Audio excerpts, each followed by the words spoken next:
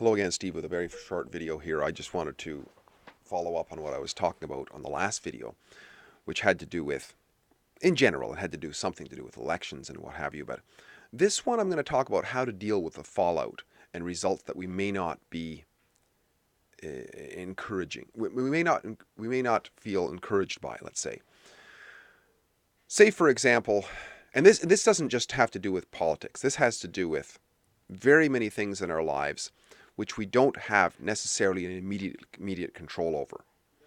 Say, for example, and this comes in spades to us if we're sports fans, right? If we're sports fans, yes, we cheer for our teams, but we can feel amazingly let down if our team doesn't win. And part of the reason is because there's very little we can do about that. And politics is very similar as well, because it's sort of a team sport. As old Rafe Mayer used to say, it's basically a blood sport in a way. And we can line ourselves up with one or the other, or multiples, one of the multiples.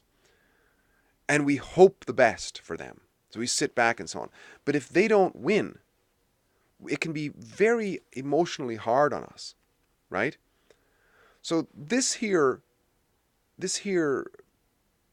video, I hope to be able to explain a little bit about what I use to be able to overcome that. Because yes, many times, I can remember when the Canucks were having their playoff runs and so on, I would get emotionally churned up if they lost a game that I hoped they won.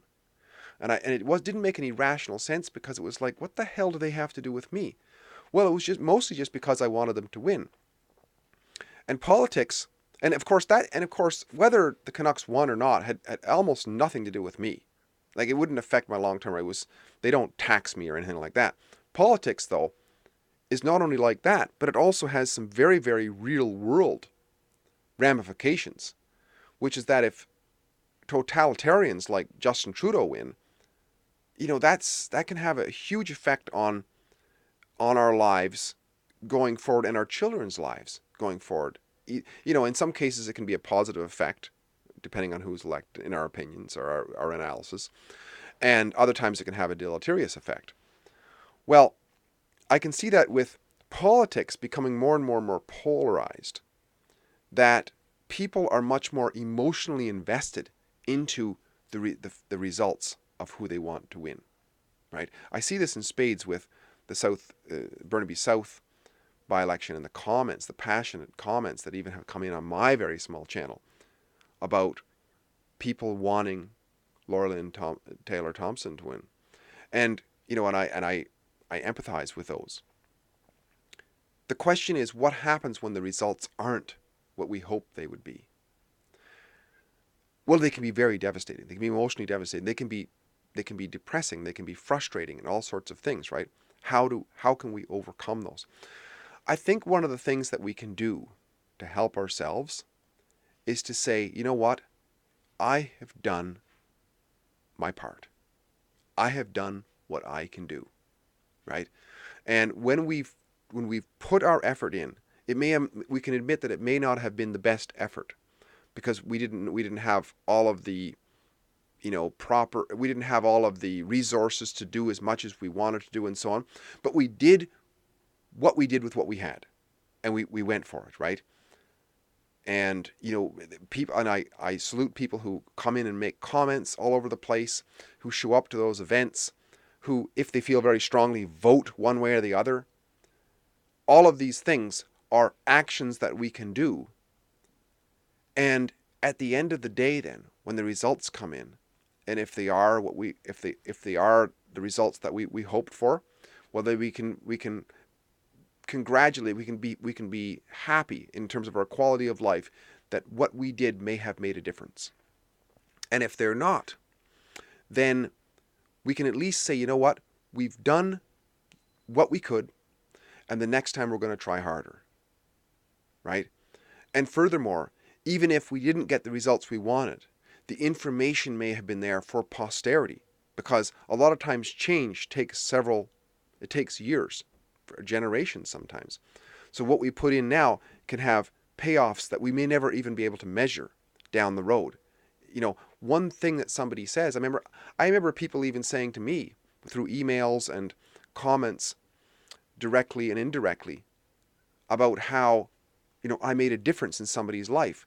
Somebody on Facebook just messaged me a while back about her son, who at the time when I met them, when I was walking through New Brunswick, I walked all the way from Victoria to Cape Spear, carrying a freedom flag, the one you see in the background here, there. And I camped on their farm. And their young son, he was very enthusiastic and curious about what I was doing. Well, she's messaged me over the years here now since to tell me that, he's done a school project about me and other things in terms of this fascination with this man who was carrying a message and trying to make a difference. And she's told me that I have made a difference in the life of her son.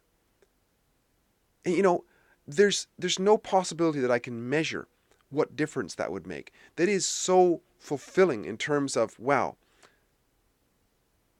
I don't know what to say about that really.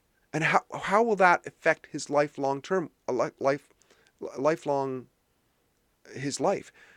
It's like the unseen hand. We don't know. I don't know. Nobody will ever know because we don't know the opposite. All I know is that what she's told me from observing him and listening to him, that I've made a difference in that little boy's life.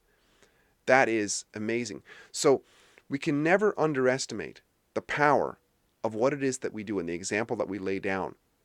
So, and all of that affects the quality of our life. It sort of insulates us against the overwhelming tendency to be kind of put out and depressed and so on by results that we don't like.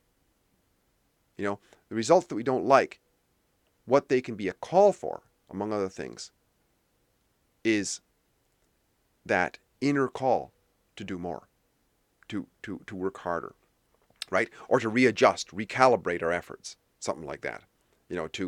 To introspect, to figure out what went wrong with what we did and how can we do better. And that's a kind of a general thing in terms of just life lessons, I guess. That's my 5 cents worth anyway on this one. So hopefully this was helpful. If you like what I'm doing, please like, subscribe, and share, and we'll talk again soon. Bye for now.